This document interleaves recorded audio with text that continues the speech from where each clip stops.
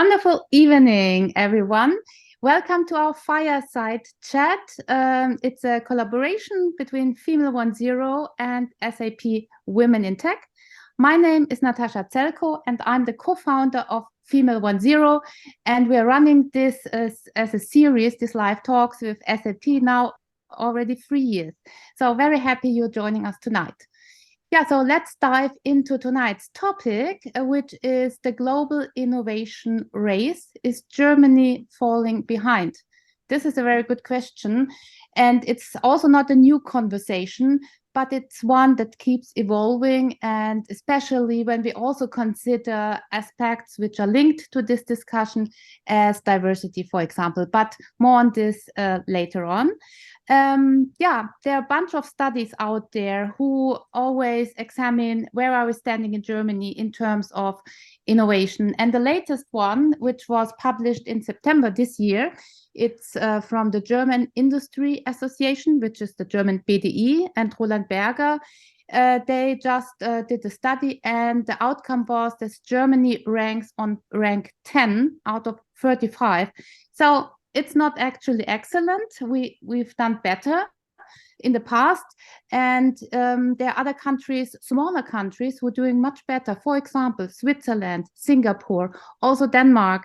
And yeah, and tonight we want to dive deeper into this topic and think and examine and explore why is this.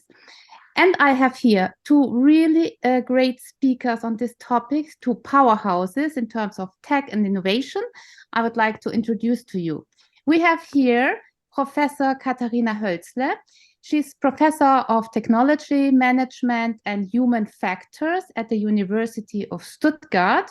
And additional to her career in academia, she also brings a wealth of expertise from fields like semiconductor management, consultancy, and also e-business. And she's also part of the wonderful initiative we just talked about in the prep talk of She Transforms IT, as well as Christine Regitz, our second speaker this evening, and also our co-host, so to say, as this is a common session with SAP. Christine Regitz is the head of women in SAP, and she holds a position as a vice president in SAP, and she's also part of the supervisory board at SAP. So very happy you're here. Welcome. And yeah, before perhaps we kick off the discussion, I would like to engage or to motivate our audience tonight to ask questions. So this should be a lively conversation between us here. And if you have questions, comments, remarks, just write them in the comment section, and I will get sure to also put them into our discussion. So. But without further ado, now let's start this discussion. And it's, as I said, it's not a new one. Germany is lagging behind. We all read this every time. We discuss it every time. But perhaps we should look who's doing better, actually. Perhaps we can start with a short comparison. Are there perhaps countries out there, societies, for some reasons doing better, and who are the role models so to look at? Perhaps Christina, I know we talked a lot about these topics in the past. We had these discussions with the MENA region, with China, with India, so that could be already some hints, so to say. But yeah, I would like to give over to you. Thanks Natascha. Honestly, I don't have all the studies right at hand at the moment, but you already mentioned one from Germany where we rank, and there's a couple of rankings outside. And so I think what I observe is really that in Germany, we don't take that topic as serious as we should. So I'm just returning from the digital summit of the German federal government. There also everybody was talking about, it is about education, it is about data or digital literacy, which is so important, else we will be overrun by other nations, and we are falling short here. And there was a lot of discussions, and well, you can always say countries like Estonia are better than us, but well, you have also to consider that Estonia came from a pretty green field. So when they, when the Eastern Bloc collapsed, they had really the chance to start from scratch. And they're a small country. So as a small country, it's also easier to kind of scale. So greenfield and a small country. So you always have to consider whom we also compare ourselves with. But actually, it is, if we talk to other, industry nations, our size, I think we're really falling behind, and all the rankings are saying this, be it the German ones, be it on a European or on a global level. And the question why is really a multi-factor one, and I really don't have that one answer. And as you said, we tried it out. So we had discussions with very successful women from the MENA region, from China. So what's different there? And I think in the end, it all came back to the role models and to also the situation at home. So I remember one lady who said, all my aunts and cousins and my mother, they all were engineers. So it was totally clear that I also wanted to become an engineer. And so I think this is what we have to start with. And we have really to see that we don't fall behind. And Katharina also is, as she was part of the EFI Commission, also I know that you have done a lot of research around innovation in Germany and what is really missing here. And probably you can also add some of the findings you had in this commission or beyond even. Yeah, thank you. Hello to everyone in the virtual space. I think if we want to discuss that question, we really need to separate what we're looking at. And Christina, you already mentioned, so if we look at, for example, the infrastructure, this is a topic, this is a field where Germany is really not where it should be. And we haven't invested in infrastructure over the past 16 years as we should have. And we're seeing it is in the old infrastructure. So we have roads, we have bridges, we have trains, we have railway systems that are more or less breaking apart because we haven't done our homework. If we look at the digital infrastructure, it's not there where it should be. We still have many places in Germany where you do not have a fast internet. We're still waiting for many of the regions to be connected through fiber optics or even like mobile 5G. So this infrastructure is something that is hindering innovation, because if you are living somewhere in the rural areas, if you have a company in those rural areas, if you need medical treatment in these areas, you don't get it because you don't have the infrastructure. So that's first, infrastructure. Second, which could also be counted as infrastructure, it's the infrastructure of the brains. It's our educational system. And here, again, we haven't done our homework. If you go to our primary schools, if you go to our secondary schools, my grandmother would actually recognize these buildings and these rooms as schools because they haven't changed over the last 50 years. I mean, how could that be for a high-tech, self-claimed high-tech nation like Germany, that we are still doing education in rooms with chairs and tables and separated people and no digital connection? And if I look at my university, we have huge lecture halls where you have those folding tables that are actually diagonal, so you can't put a laptop on them. You don't have a power connection on every chair. I mean, how ridiculous is this? And, I could go on also thinking about what is it we're teaching at schools and universities? So second, that's education. Now, third, we as a nation, as a society, have a mindset that we like to being stable. We don't like change. We are not, I mean, actually we can do change if we are forced to. So I'm still a little optimistic, but let's take a more negative perspective first. Germans do not like to change. And if there are changes like, oh, there are wind turbines in my backyard, there is a power cable coming through, there's a new railway coming through, there's a new street, we want to build new school buildings, you name it, the first reaction always is, no, don't change. I mean, don't get me started. So that's something we definitely have to change. And then last but not least, we have a huge bureaucracy problem. We have invested not in infrastructure, but in administration and in bureaucracy and in processes. And here again, we have so rigid structures that really hinder innovation. So, whatever you take, if there's a company who wants to apply for a funding for innovation, if we have a startup who needs money, if we want to try things out, there are laws, there are regulations, and there are just so many things that all scream, no, don't change me. And I think, that these are the homeworks we need to do first. Yeah.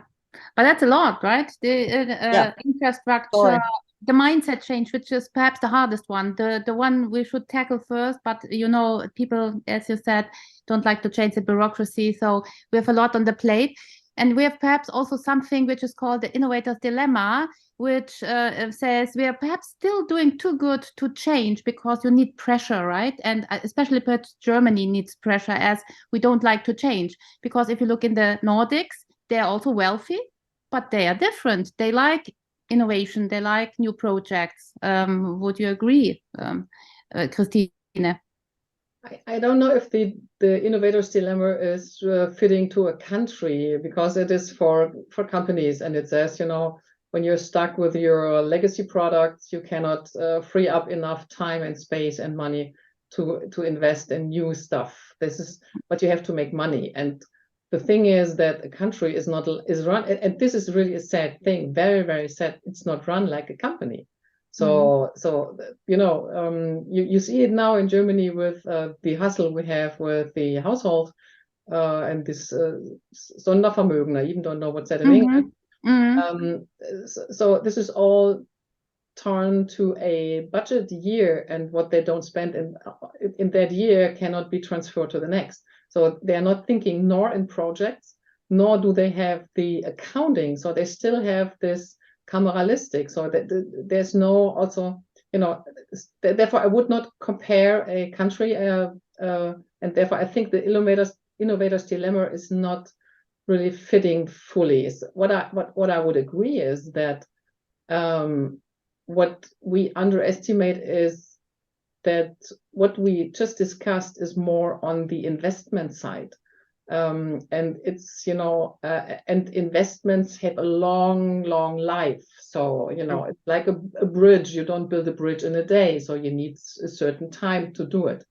And I think this is what we underestimate. At the moment, we are just consuming. So we're spending money on very short-term things, and we underestimate the long-term implication if we don't invest in really long-term project, like a good education system. And we even Katharina said, the rooms are still the same. And it's also, if you go to, if you want to go to the Bundesagentur to ask, for advice, what to study or what to learn or what to, what education should I do? Also there we see, all these processes and structures are the same like when I was, starting when I was starting at university, not knowing what to study. So all these consultation things that should help you are stuck in an old way. So we really missed that thinking that this is an innovation, an investment, and this is, stick away from consumption. So at the moment we are having a lot of money and we're spending it at the moment. And we underestimate what it would need, that we need money to put now, and these will be long-term investments over many, many years. And I think that's the dilemma we are in, because we think we are a rich country, and we spend it on, because we have a high tax income on state level, but we spend it in a totally, in my opinion, suboptimal way. Yeah, I agree. And actually, I mean, to add to that, Christina, I mean, I agree with you, definitely. However, I mean, if we're seeing what we're facing right now, we are 1 billion euros short, right? That's what the central No, what is it? Bundesverfassungsgericht. That's what our federal constitutional court. Yeah, just said. So, I mean, those 100 billion were meant to be invested in longer term investments. They were meant to drive the green tech and the climate tech revolution. So right now, I think, and that might maybe provide an answer to what you said, Natascha, that we're not changing because, it's still, everything is still fine. I think right now we are getting very close to a situation where it's not fine anymore. It's not. It's the challenges are becoming so big. We're talking war, we're talking energy, we're talking climate, we're talking the lack of skilled employees, and now we're even talking a state, a federal government that does not have enough money anymore. So I'm still hopeful that this might help us to really do the needed but tough cuts and make those hard decisions to really do something differently. And it might still not be at the lowest level. So it might still be, as Christina said, everything is still fine, and we're really good. We're really good in Germany to say, oh, don't you worry. It's like, the state is taking care of you. And maybe that is still the case because you're right. We're still a rich country. I mean, definitely. And I just hope that the people who have the power, who have the responsibility being in the government, that they finally see the situation as it is and make those adjustments. Yes, and I totally agree with Katharina. And I think the government now has the unique chance to do hard decisions, because right now I totally agree, these 100 billion that are missing now, or whatever amount, that big amount is, we should not now cut the investments in these future important things. If we now cut these because we are falling short now on budget, and just consume and don't take the government now need to shift that from a consumption somewhere base to ensure that these investments that they kind of promise to customers, to companies. So they promised a lot to the whole Intel situation, TSMC, this is now on hold. So if we now say, okay, then we can't do it, and we lay back and say, well, the court said we cannot do it. No, the government should now really prioritize and say we need to cut consumption-based budget and put it in this investment base, and ensure that we build the windmills, that we support these companies, that we do all this stuff. And probably they have to cut some, but in essence, they have to make sure that this happens. Nevertheless, we are now short. But what do you say? What do you think, Christina? I mean, do you think that Intel will not come if we cut the subsidiaries from 10 to maybe like 2 billion? That's a good question. So that's I could only guess. Probably what they will do is then they will negotiate around probably a different model, saying, okay, you only give us 2, but you can reduce our tax load, which anyhow I would think is the better way to do it. Exactly. And you can claim your R&D expenses, and make this lower your tax. The more you invest in R&D, the lower your taxes, so that they come up with such models, which also would be a good step ahead. But in the end, I think that there is a threshold, I think, that is okay for them. But I think if they fall below a certain amount, then they would definitely say no, then probably they will go somewhere. And we really must be careful, because I think other countries are in a start position and just would like jump right ahead and say, hey, Intel, if you will, if Germany don't give you the money, then well, come to us and we will do it. So like we had it with Ford, we had a big, the big facility in Saarland, Right. And Ford decided not to use this location to build their electro engines, but they decided to go to Spain.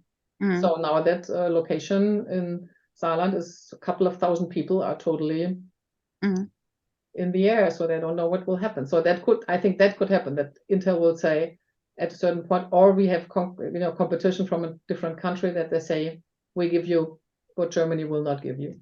Right. But I mean, the interesting thing is that there's money on one side, right? You can give subsidiaries or subsidies. But on the other hand, obviously, a company like Intel is also looking for skilled workforce.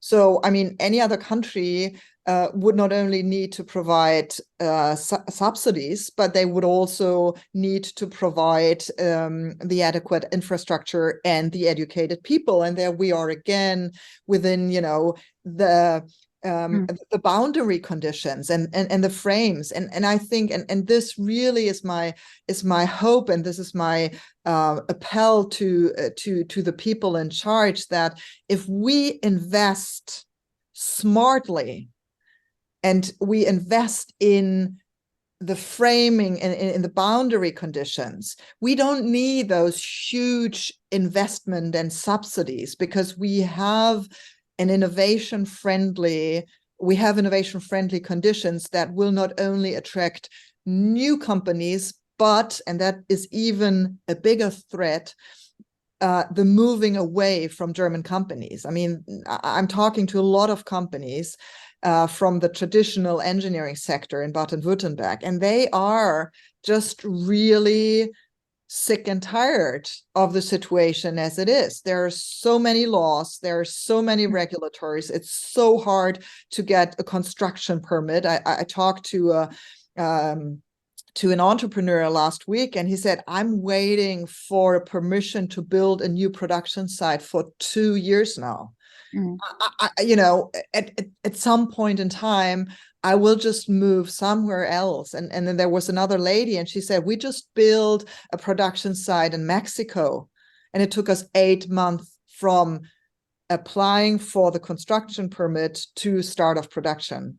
And this is what we're facing. I mean, yes, the world has become a more unfriendly place, but there are many countries that provide better innovation conditions, or conditions for innovation and surroundings.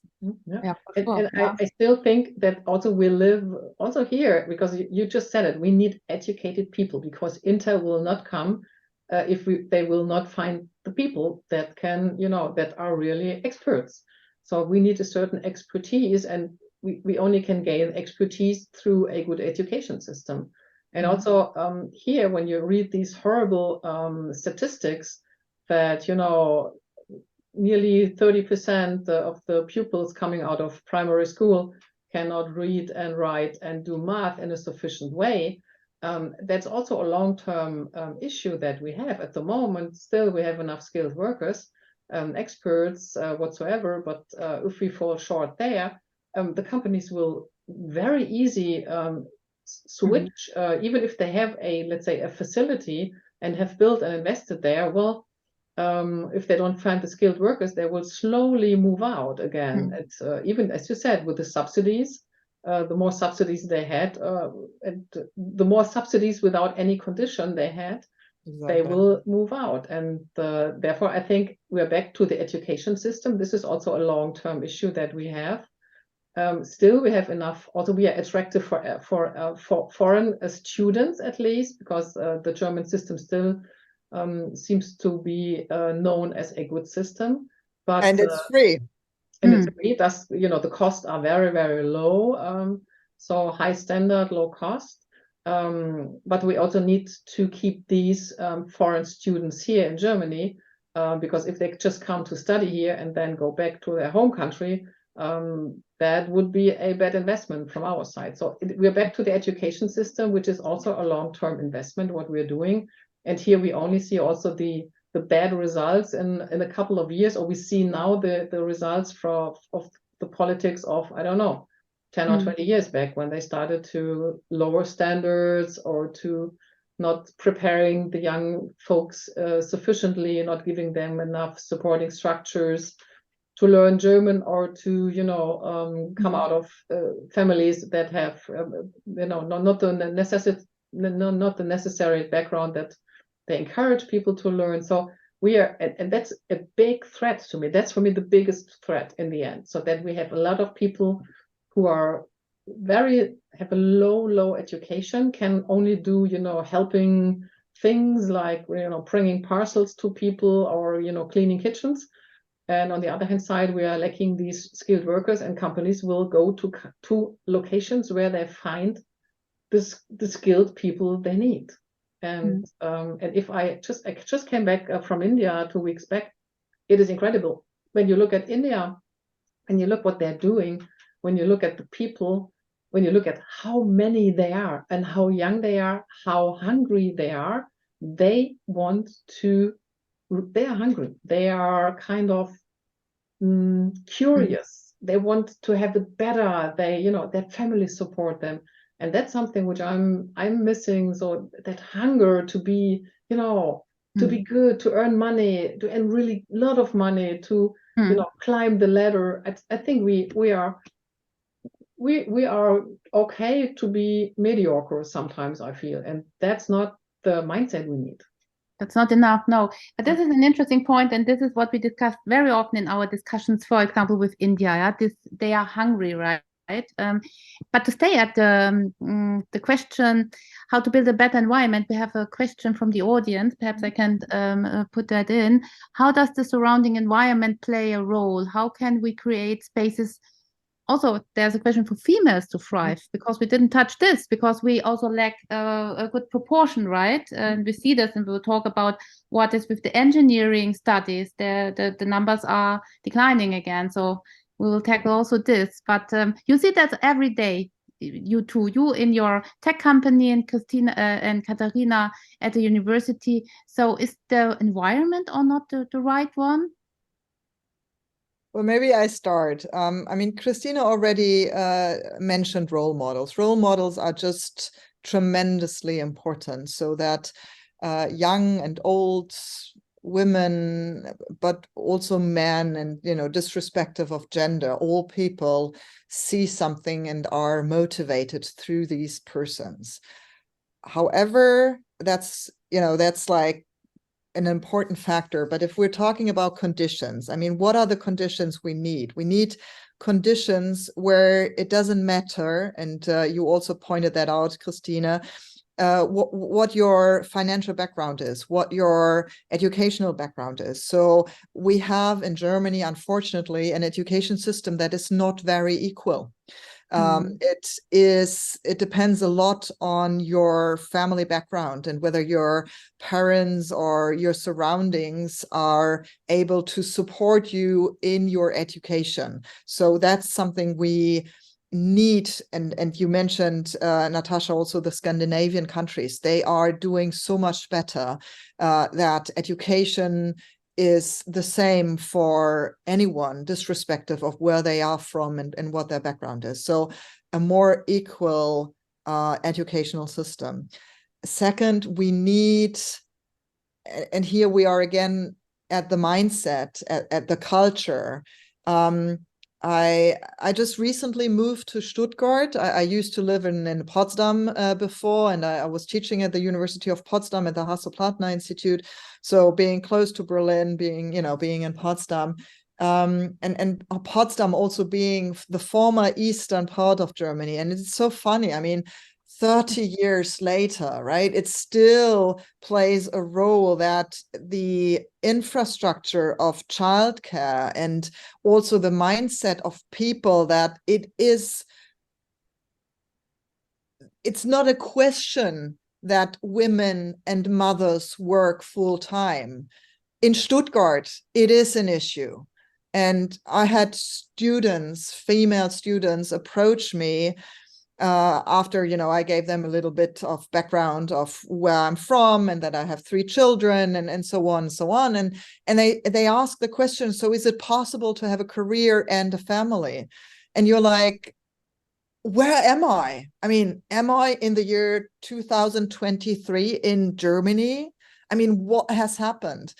And what is not happening? So the conditions of, it doesn't matter who you are and where you come from, and you are allowed to follow your passion and your dreams. And there are conditions and there is an infrastructure around you that actually supports you and that welcomes you and that helps you, and that helps you to find ways to combine all the different aspects a life can bring. Mm. Yeah, and adding to that, I think structurally, if you compare us with the Nordics, I would say there's a structural thing in the German tax system. Very good point. Yeah. Because if you look at, in the Nordics, there's an individual tax, and we have this, Ehegattensplitting. So if you're married, and the woman stays at home, in a lot of cases, that's even financially attractive. Right. So I think we needed to also have a change in the system, that we go back to an individual kind of taxation model. And the same is for healthcare, so that you encourage the women also, and offer them some positives, and not kind of punish them if they work. Then they pay a lot of taxes, and so in the end they say, well, why should I work if I nothing remains? So in the end, if it's not financially also attractive, or if we push them. Although I always say, if there are young women online, please consider also.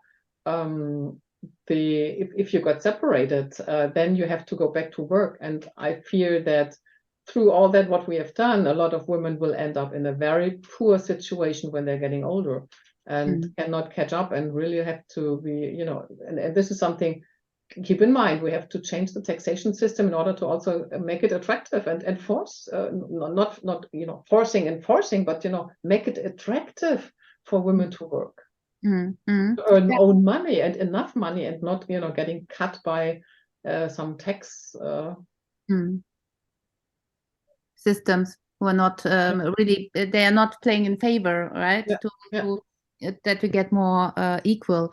But you deal with or you face the situation of young women every day. You in your tech company, Christine and Katharina, in an earlier stage when they just are about to do their studies, perhaps do a PhD. And we had this prep talk where you mentioned, Katharina, and and to be a little bit candid about that, you said, and we still have to discuss this, right? This topic that we lack females in these technical fields. It's still going nowhere, even it's going backwards, the numbers. So what are you facing, and how do you think, what can we do to get more females? Because we also know, we talk about innovation today, just to make it clear, there is a lot of studies who show that there's a link between success and proportion, right? Any gender proportion. So that's why we want also to tackle this today. So what do you experience in your everyday professional life? Well, I mean, what I'm seeing at being at a technical university and teaching engineering and being in the engineering faculty, we have a percentage of about 18% for mechanical engineering. And in the study degree I'm offering, it's called technology management. So it's industrial engineering. It's a technical oriented industrial engineering. The name is not good.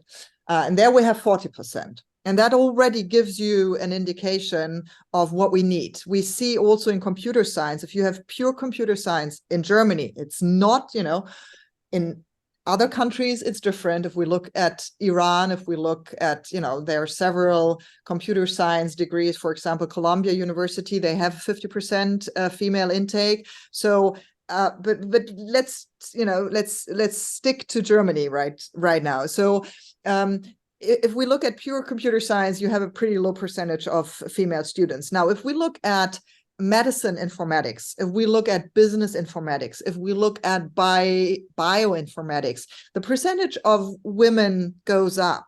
And I see the same for engineering. So pure mechanical engineering, it's lower. If you find application areas, if you find impact, if you find areas where the people see that, oh, this is how I can use these skills, and here I can create impact, then we attract more women. And I think this is great. I mean, this is wonderful. It's like women ask the right questions. They don't just want to study just for the sake of the subject, but they want to put it into application. They want to see something coming out of there.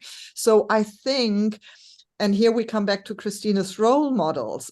Early on in schools, but also at universities, we need those role models showing the girls and the young women, this is what you can do with these subjects, and this is the impact you can have. And we need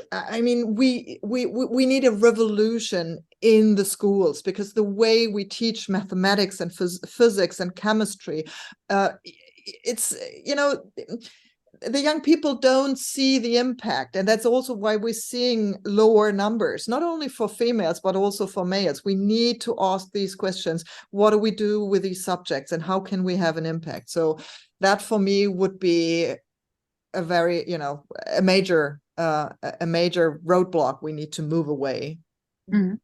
Yeah, it's the purpose. It's, the very modern word, it's the purpose. And I think women ask much more around the purpose, and they want to change the world. So they want to save world hunger, I always say, which is they have a purpose. They don't just do it because of, it's engineering. Okay, I do it. No, they want to have, they want to have to see the purpose. And I think the good thing is that also more and more young men are looking for the purpose as well. So, and I think that's a good thing that I observe. Mm-hmm. Yeah, and that also needs to be answered by the cooperator. What do they give them as a purpose, right? And you can just say, I offer you a job. The reason why is coming now into the play, especially with Gen Z. We all know that.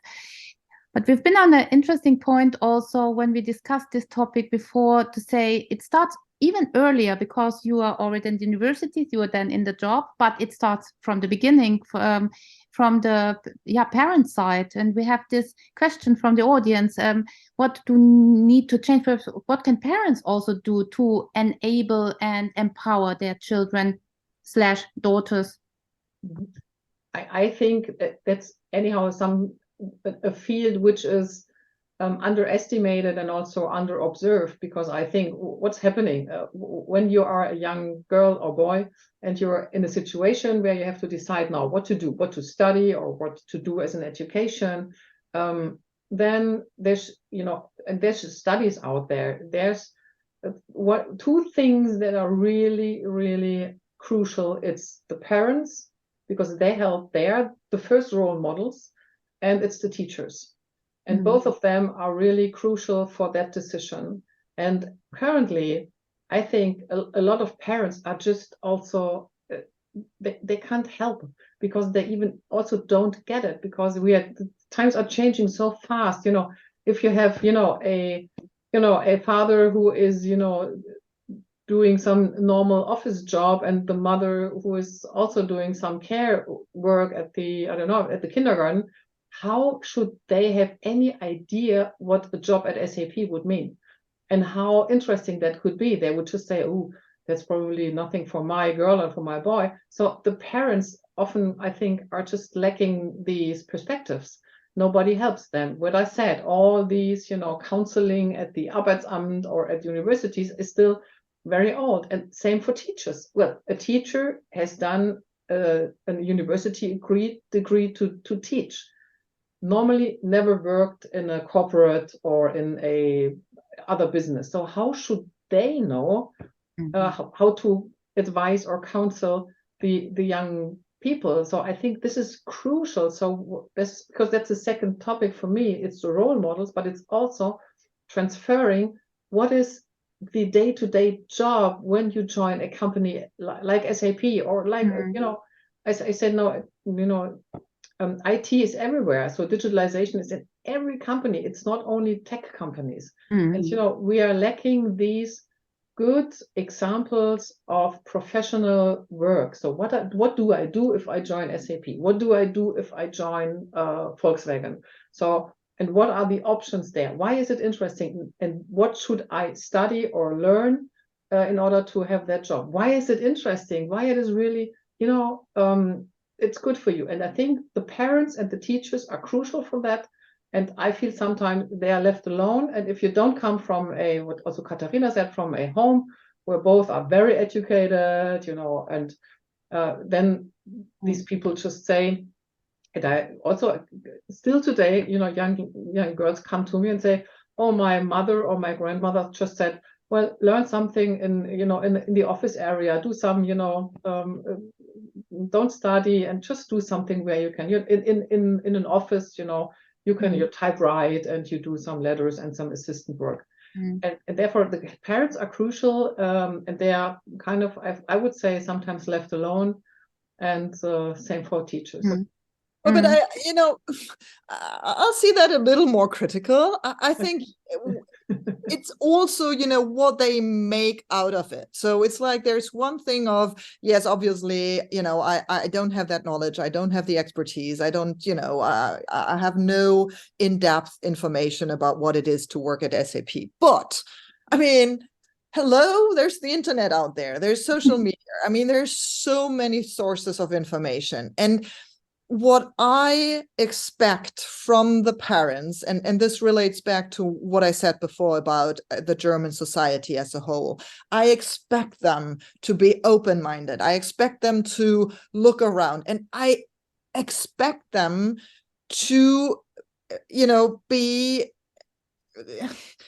to at least look out for opportunities, for offers, or at least tell their children, okay, get your mind together, reach out to you. I mean, as I said, like today, there is a study information day at the university, and the same is true for teachers. I expect teachers to offer, or to at least pinpoint their pupils to these different things. And then at the same time, I see it as my job as professor also to go to schools. I mean, I'm going to schools regular base saying, okay, this is me. I'm a professor. I'm teaching mechanical engineering. What do you want to know? I mean, why is mechanical engineering just really cool subject? So I think it's both sides. It's responsibility of us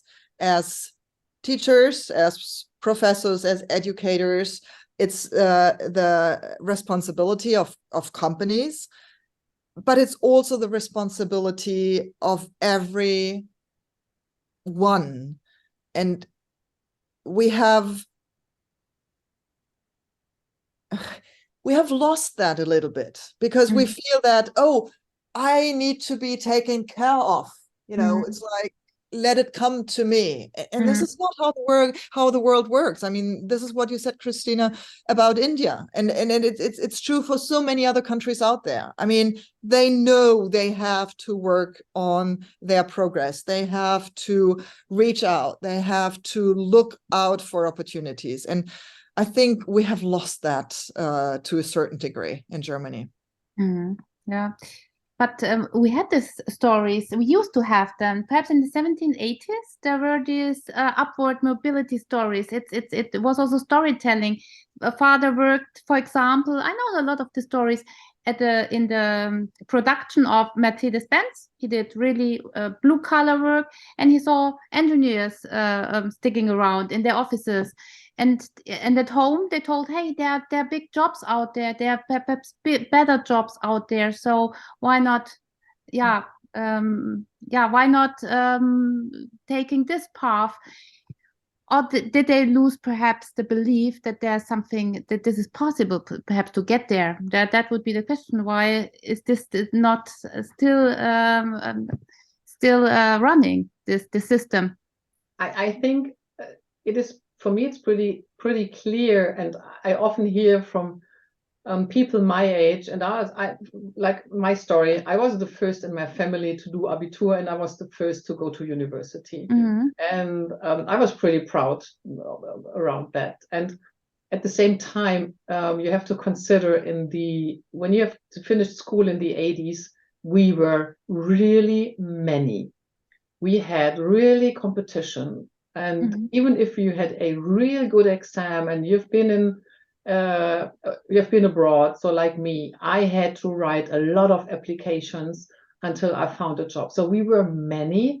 There was a competition. There was also a hunger, because I also read here a question around, how to remain independent. For me, it was clear from my early on days, I want to earn a lot of money and I want to remain financially independent. And that is, that was the spirit of that time. So I think we were many, and today people can really choose which employer they want to have. And we had to apply for many jobs until we got one. So that gave us also a certain, how do you say this? We were humble. That gave you a certain humbleness, because it was not easy. So you had really to go your way. And when you did it, that was great, because you really achieved it. You have to, compete against many. And for me, it was clear, I want to be financially independent. That was not easy. I said, I was the first in my family. In my family, I'm coming from a teacher's household. So my mother was a kindergartner and my father a grammar school teacher. So, and I was the first one being good in math and physics. Nobody in my family is. So, and I was really at home. I was alone. So, for me, it was clear. And I think we have to have this again back and saying, don't rely on the government. If they run out of money, you have to earn your own money. And even if the German government run out of money, probably you should go to France or to Italy or to Poland or to the US, where you can earn money. So you have to have a good education. Else you are stuck probably in a situation where there's no way out. So, and that changed. So we were many, and today there are only a few. They can pick and choose. We had to compete. I don't know. That's just an observation. I don't know if this is the explanation. Yeah, but you're part of it. Can be. What also Katharina mentioned, that here it's more the do it for me, but instead of being really responsible for yourself, and also see the opportunities and also the good feeling achieving something which is great, right? And being rewarded for these efforts you take. We have another question from the audience. I promise that I will also put that inside a discussion. Should we change the typical subjects in school? So we're back in school, but the question is a good one, and include, for instance, subjects in digitalization in the curriculum, or perhaps engineering was also a topic we discussed. So what are subjects at school which you would propose or install? I think it's clear. Okay, okay, Katharina, start. I'll take a little bit of a contra perspective here, because I know that also as She Transforms IT, we have been advocating getting computer science into schools or informatics into schools for quite some while. I think by now I would not recommend to include a subject that is called digitalization. Whether it's worthwhile to have a subject that is called informatics, could be, could not be. Maybe we combine it with mathematics. What I would expect schools to do is lay the groundwork so that people can thrive out of it. I do not think that we should teach how to do your tax report in schools. I do not think that we should teach how to use Excel in schools. I believe that, well, probably depending on the types of schools, but let's take, let's talk about secondary higher education. For me, it's all about the way to structure your thinking, to lay a ground in, being fluent in reading, in calculation, in writing, and become, a fundament or a base. And does this include to understand how an algorithm works? Yes, it does. Should you know what an AI is capable of and what not, and what actually a large language model can do? Yes, I think you should. Should you be taught how to use ChatGPT? No, you will figure it out yourself. But I know that this is a little bit of a controversial position, so I'm open to comments. I don't think that we are totally controversial. I think if we talk about computer science or informatics at school, we also have to consider that this is not the narrow focus we want to have, but the broad focus. So as you said, we need to know how the things work. So we need to know how a computer works in general, what an algorithm is, what's a database. You have to do at least the fundamentals of it. You have to understand the concept. So that's a technical thing, but you have to also, let's say, be critical about the usage. At the moment, I say, everybody's saying the young people, they are digital natives. And I also tell that they are digital naives. Yes. Because they're just using the things. They think about what you do with the rights, with your rights on your pictures, on your photos, when you put them on Instagram. You give away the majority of the rights on your picture. So, which is a very severe thing, I would say. And right. Therefore, it is about, what does it mean to use these tools? So this is the literacy, I would say, and then also to discuss what we want to have. So what is, now everybody's talking about the dangers of Gen AI. All these large language models gives a lot of false things. They can do deep fakes. They can, influence elections. But you have to understand, and then you have to find your own, make your own opinion and validate what is there. So, and therefore we need to have a very critical thing. So therefore I totally agree that we have to do the fundamentals at school. Call it however you want to call it. I like still digital literacy as a term. Literacy, there's no real good translation in German, but that's what we need in the broad perspective. And, and how you structure this then, that's a different question. And but you have to have it, because else you will have, I'm sorry to say it very bluntly, some users that just using things, they are in the end depending, they're giving away their data for nothing, and they will be, and when they discover what they really did give away and how they are caught in the big, in the big companies and how they are trapped there, and then it's too late. The internet does not forget anything. So therefore it's very important. And I see so many young people just using TikTok, Instagram, just using it, not reflecting on it. What does it mean? And what's happening with what I'm posting there? They will discover. I'm totally happy that there was no TikTok when I was young, because you have to consider that this will be looked at. You are older, and when you're 20 years older, you look totally different to things. You have totally different opinions, and you would probably also be ashamed what you did when you were young. We didn't have it, so that's fine for us. But also to evaluate news, for example, sources. This is also something. There's also literacy in what you said, fake news, to see what is a good source. So that is also critical, right, in our times. And I remember we had also a session coming back on what you said, Christina, with putting pictures on Instagram. We have a session with your cyber expert. We did a talk. She does not have any picture out there, not any, which is clear where she is visible, and there's a reason why. That I think always about this. That's something I couldn't forget.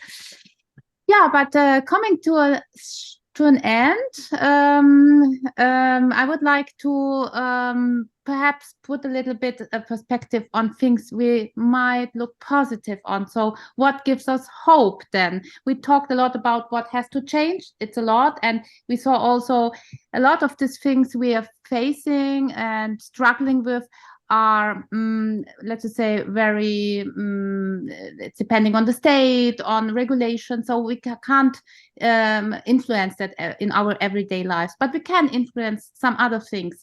And I would like to ask you, what would you like to change? Where's your hope? What would you like to do in the next year, for example? Next year is around the corner, 2024. Who wants to start?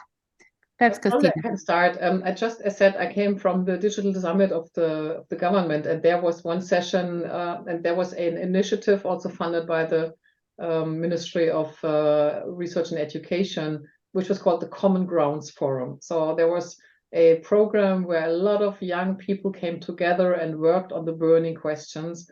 And what I saw there is so many fault questions they have, and also asks they have, that we kind of should work on together. And it's really when they also were on stage that this is nothing only, this is a common grounds. This is we can only do it together. So the younger and the older ones, or the more experienced ones, and that gives me hope. And it gives me a little bit of hope, which I find is at the moment, we are theoretically also debating about AI, how dangerous it is, and should we allow ChatGPT or not. Hey, the young folks are just using it. ChatGPT is, for me, the new Google, and therefore they will just not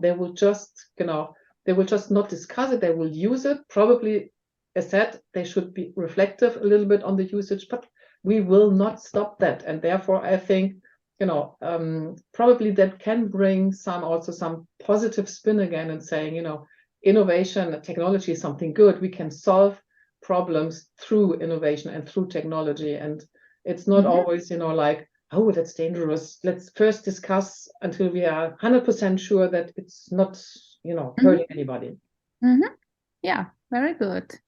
Positive. I very much like that thought, and I have a very similar experience. I see the young people are actually, most of them are very optimistic, and I think this is good, and it's our duty to help them to stay optimistic, and also it's our duty to provide them with the instruments and the means and an environment where they can continue to be optimistic. So thinking of 2024, I think I have, because I have those three hats of being a professor at a university, leading a Fraunhofer Institute, and also being the technology advisor to the state of Baden-Württemberg. So for Baden-Württemberg, I see my role as providing critical but positive input on how to shape innovation ecosystems, building networks, really playing out that collaborative spirit, so that companies, institutions, society, policy, all these stakeholders actually work together to find those solutions. As a director of a Fraunhofer Institute having 650 employees, my duty is to provide them with a work environment where they love to come to work every day, be it at the institute, be it virtually, and creating the framework, creating the soil for innovation, so that they can be innovative. And as a professor, I will continue to offer freedom, but at the same time also, but also boundaries for learning, and providing examples for learning, and how to use new skills in order to thrive innovation, to become an entrepreneur, to work in companies and work on those big topics. And because it's so different every day, I'll take a lot of optimism out of my work, and out of the degrees of freedom we have, all of us have, living in a country like Germany, where we do not have war, where we have a stable government, where we have all the means that it actually takes to master the grand challenges. And I think that should be that gives me hope and optimism. Yeah, thank you so much. I think this is a perfect sentence to close this session, because you're completely right. We should not forget that we are still privileged, and we should use this privilege. That's what we discussed, how to use it to be also more responsive or feel more responsible. And also I liked very much Christine's thought of putting efforts together to move together forward, the younger, the older generation, because yeah, we have to collaborate on this. We have a lot to solve. So thank you very much, Christine and Katharina, for joining us in this inspiring and thought-provoking discussion. Yeah, and thank you also the audience for listening in. And yeah, have a good time. Stay safe. I say bye-bye from Munich. Thank you very much. Bye-bye. Bye.